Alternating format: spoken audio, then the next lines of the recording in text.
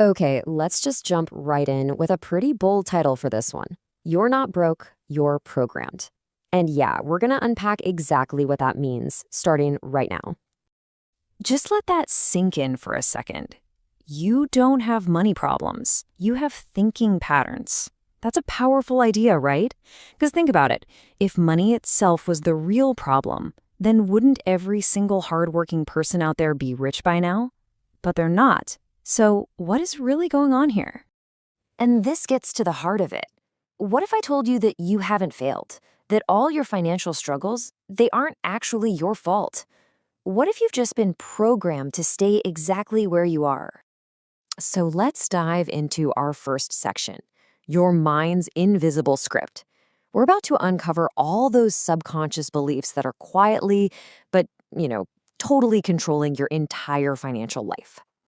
Do any of these sound painfully familiar? Money is hard to earn. Rich people are greedy. We can't afford that. From the time we're kids, our brains just soak these ideas up like a sponge. But here's the thing. These aren't truths. They're just conditioning. They're lines of code that got installed in us a long, long time ago.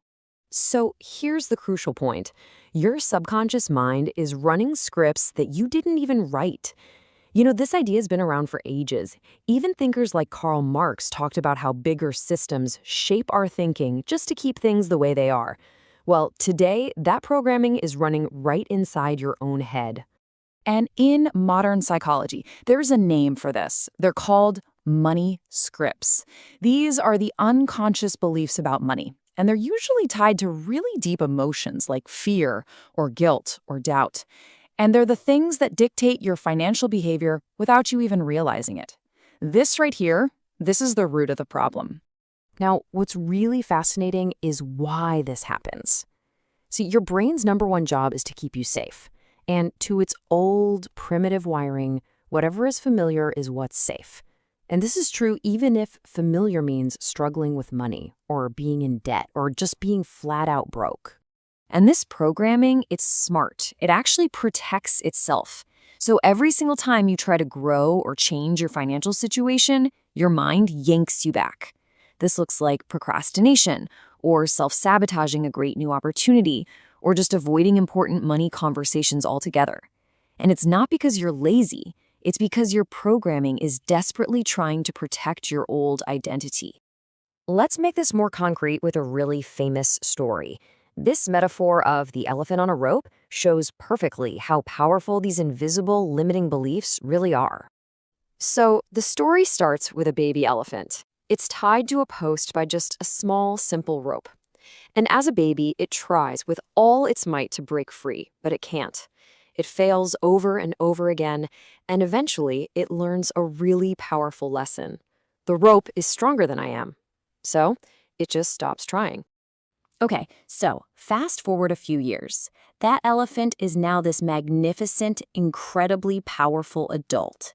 It could easily snap steel chains, never mind that tiny rope. But it doesn't even try. It just stands there, held by something it could break in a second. So why? Because it believes the rope still holds it. Its physical reality has completely changed, but its programmed belief hasn't. That elephant, well, that's you with money. You're being held back not by your current reality, but by an old, outdated belief. So how do we fix this? Well, it's not about simple motivation. It's about reprogramming. So let's get practical. In this next section, we're going to talk about how to rewire your financial brain with a 5-step process to literally change that mental code. So here's our roadmap. First up is awareness, which we'll call the truth check. Second, you have to identify your personal money story. Third, you rewrite it by creating a new script.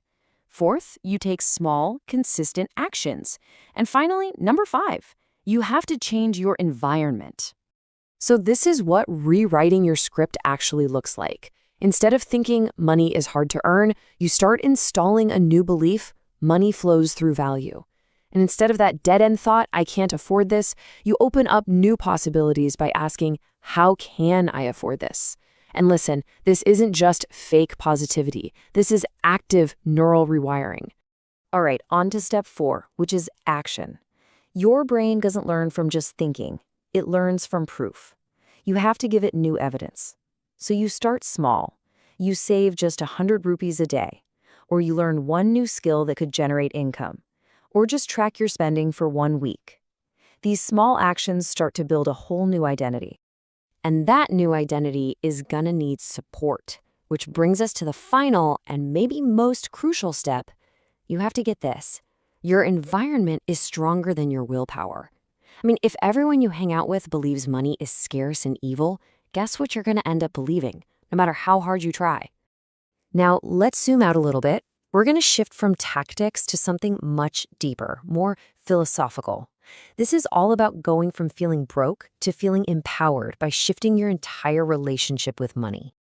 We're so used to thinking on money as just paper or numbers in a bank account. But what if we reframed that? What if money isn't just currency? What if it's actually a medium for the exchange of energy and value? It's just a neutral tool that flows wherever value is being created. And this isn't some new age idea, by the way. This is ancient wisdom. In Vedic thought, wealth is seen as the natural flow of value. In Taoism, they understand that it's our own resistance that blocks the natural flow of abundance. So the real question becomes, are you blocking that flow or are you allowing it? And that brings us to the final truth of this whole thing. You are not broke. You are not a failure. You are simply running outdated mental code. And the moment you truly see that, the moment you realize it's just software, that's when you get the power to change it.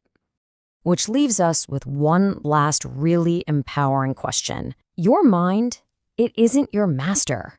It is the most powerful tool you will ever own.